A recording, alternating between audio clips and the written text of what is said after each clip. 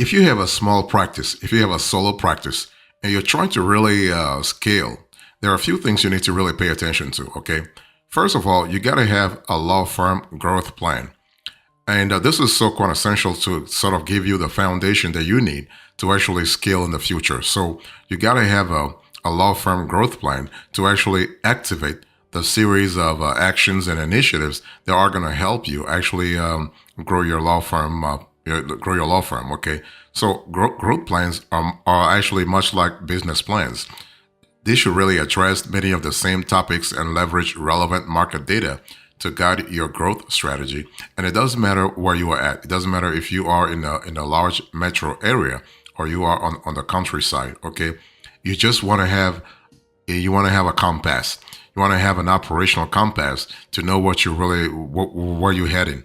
You want to have a GPS. Think about that way because your itinerary as a small law firm can be really can change a lot if you have the right growth plan. And if you don't already have a law firm business plan, it's well past time to create one, okay? Because you want to be able to, if you want to achieve your growth goals, you got to have a plan. So even if you already have a business plan, now would be a great time to revisit it, especially if it is several years old. And as you experience business development, your goals, needs, and market position will actually change according to your strategy. And in this economy, things are changing all the time, especially if you are in a very competitive law firm space. You want to have a business plan. And if your plan is not updated to reflect the changes that happen in the industry and the economy, you could lose your competitive advantage. Conversely, updating, let's say, your business plan at least once a year will help you maintain or even increase your competitive advantage. See, the whole thing is you want to differentiate your law firm, your practice. Okay, so a great business or growth plan should identify your target market, provide insights into current client satisfaction levels, so you know whether you're doing something right or wrong. Lay out a strategy for acquiring new clients. You got to have that, and you also need to outline your short and long-term business development goals. So this is an important element, okay?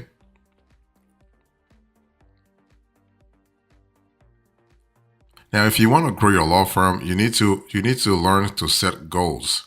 And I'm speaking about goals specifically for law firm growth, not any kind of operational goals.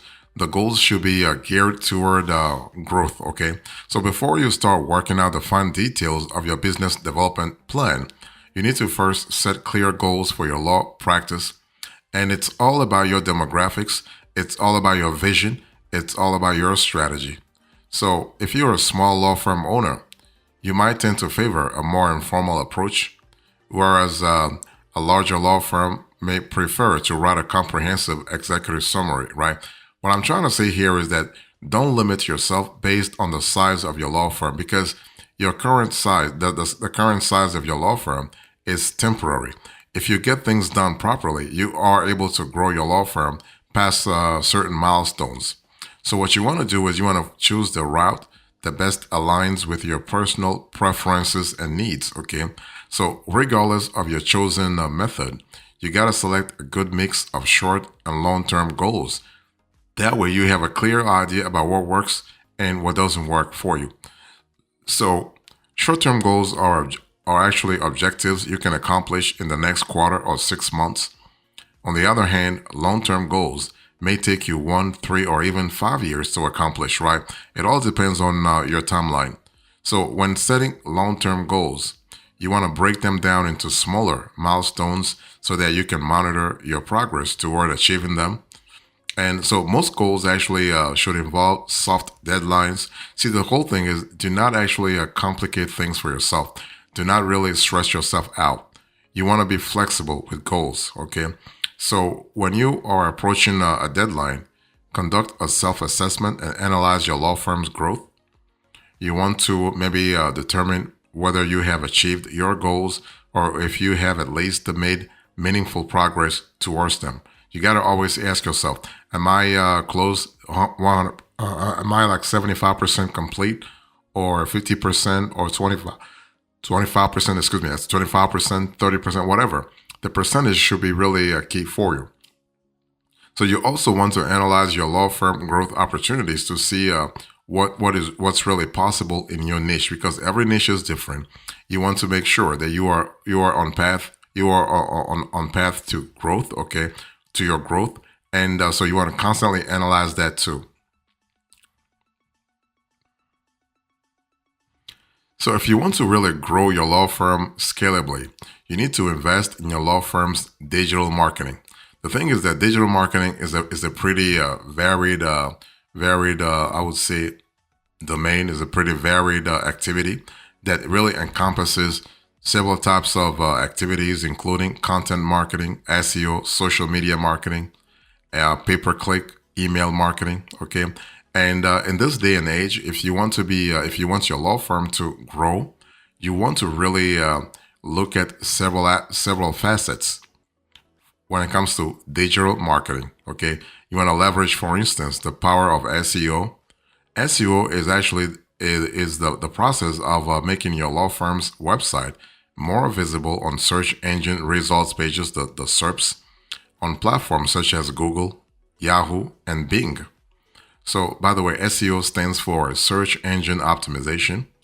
So, you also want to create an optimized law firm website. You want to build a recognizable brand, and you also want to develop a consistent lead generation process. That way, you have a clear idea about your revenue generation process, because lead generation is going to be key, but also lead management. So once you generate the leads, you got to have a strategy where you manage them. What I mean by lead generation is that you got to ask yourself, how do you find new leads? And once somebody actually books a call, let's say books a preliminary call with you, how do you manage those leads? Or after the call, what happens? Do they convert? Do they just let go? How do you manage that? You also want to build a proper law firm org charts. You got to have a proper management structure. This is gonna be very important for you. What I mean by that is that if you are trying to make money in your law firm, you got to have, of course, legal quality legal staff, lawyers, okay, paralegals, and you also got to think about non-legal staff, your back office, your ops staff, your operations staff. Think about your office managers, for instance. Think about your HR managers. Also think about, occasionally, your outside freelance workers, depending on your firm. And you also want to think about your legal accounting staff, your marketing and the web department staff. Those should be your core HR assets.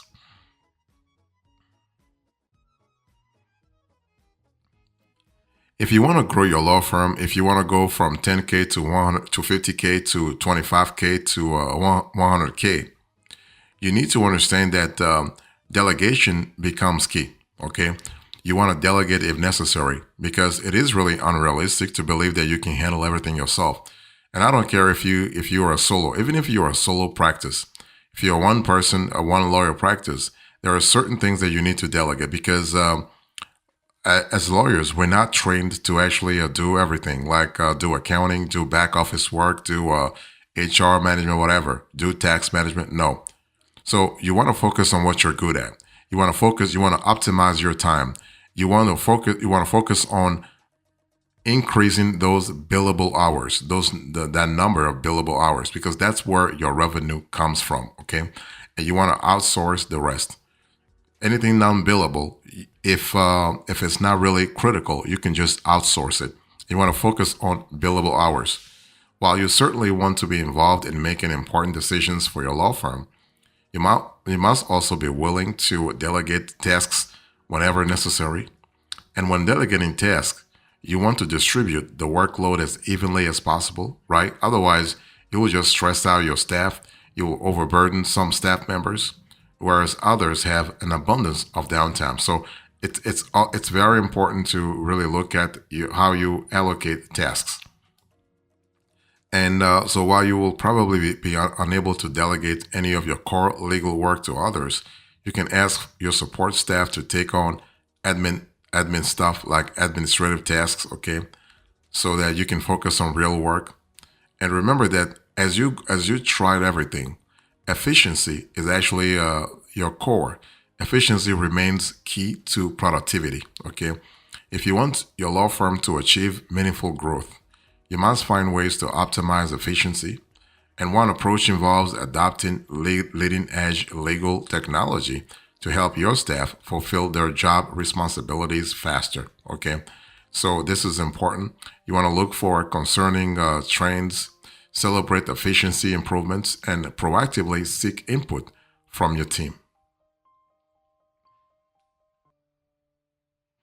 Also, if you want to really grow your law firm, you have to recruit more staff. I mean, it's one of those things where when you think about recruiting more staff, you want that recruitment, that extra recruitment, to be value adding. In other words, you want to ask yourself, how much can I scale if I add staff, right? Let's say you're making $100,000 a year now in revenue, and you realize based on business potential, based on demand from clients, from leads, that if you had to add, let's say, five more staff members, you could potentially raise your revenue to $250,000. Okay, that's really, is that worth it?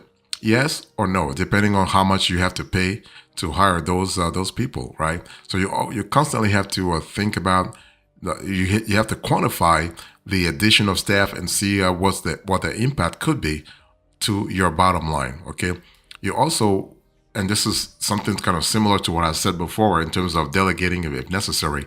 You want to feel free to outsource. Outsourcing can really save you time, money, depending on the niche you're in, depending on the tasks that you need to outsource. For example, HR. You don't have to hire an HR manager. You don't have to hire a finance manager. You can outsource HR, things like payroll or compliance management or how do I say it? Social security, all that kind of stuff. You want to outsource those things because the bottom line is, as a lawyer, you want to focus on what you're good at, right? It's one of those things where you want to focus on what you're good at and just let the rest take care of itself. And so outsourcing is a good thing to think about because the third party provider can assist with things like marketing, managing your digital assets, and overseeing payroll. So leverage your outsourcing opportunities to transform areas of weakness into organizational strengths, especially when you know that you are in a very competitive space.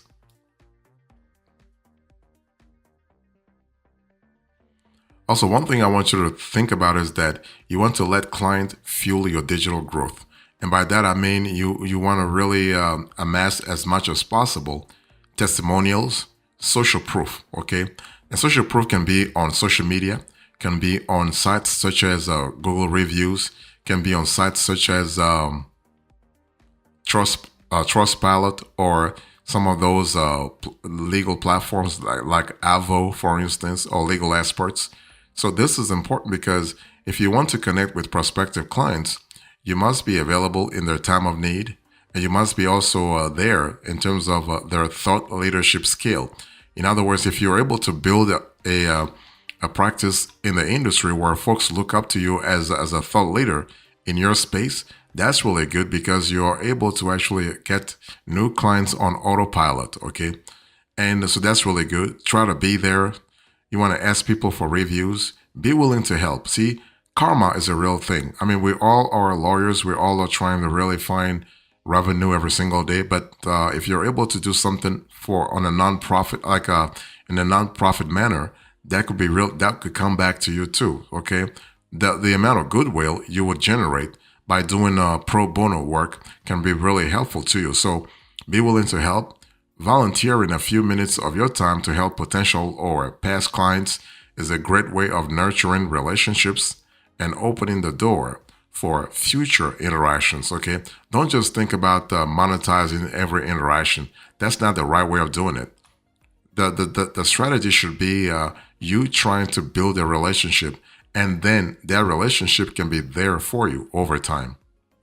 And you also want to be available. So if you want to let if you want to let a great deal fall by the wayside, this is the best way is to is to ignore people's conversations. Okay, that's the best way is to ignore the calls, emails, texts, or other outreach attempts for days. However, if you're serious about acquiring new clients and obtaining more legal work, then be responsive and available. So while no one expects you to return calls instantaneously, providing a same-day response is really an attainable goal. So what I advise clients to do is my lawyer clients is to have a 24-hour turnaround. So 24-hour, you get back to people. Okay, if you hire a few legal assistants, you can decrease your response times even further and capitalize on every opportunity to obtain a new clients. Okay, and you also want to empathize. Showing empathy is one of the most often overlooked aspects of the legal profession. While potential clients contact you for your legal expertise, they also want to feel you care about their concerns. So if you fail to show empathy, you will struggle to develop meaningful relationships with your clients over time. Okay. So when speaking with clients, make sure to demonstrate some level of empathy. Take the time to listen to their concerns, fears, and needs.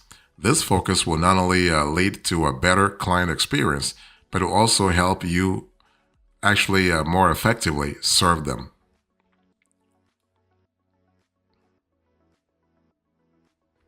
So if you want to grow your law firm, you also need to think a little bit about business training. See, the whole thing is that, of course, you can think about law firm growth plan, but your employees might actually need some training every now and then, okay?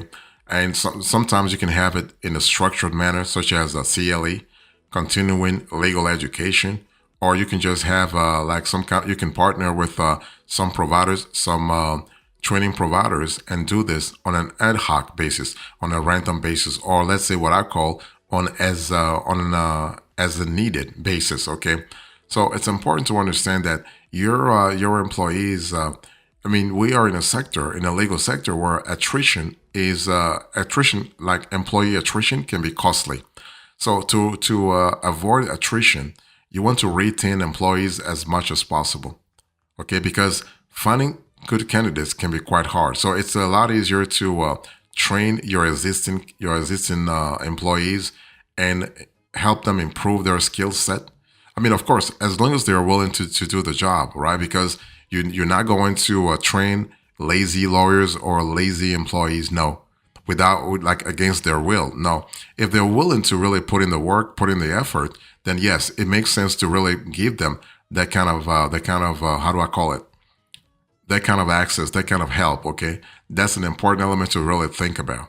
And one thing I want you to also think about is that training doesn't happen to be something periodic. It can be constant. You can really tweak your company's culture, your practices culture, your practices vision, or even principles in such a way that constant skill set improvement is actually the main ethos, is actually an aspirational point, an aspirational factor.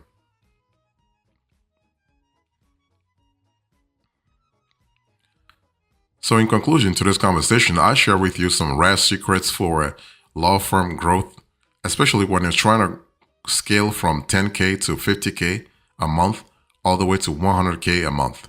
Thank you so much. God bless you. I will see you next time. Until then, remember, stay marvelous.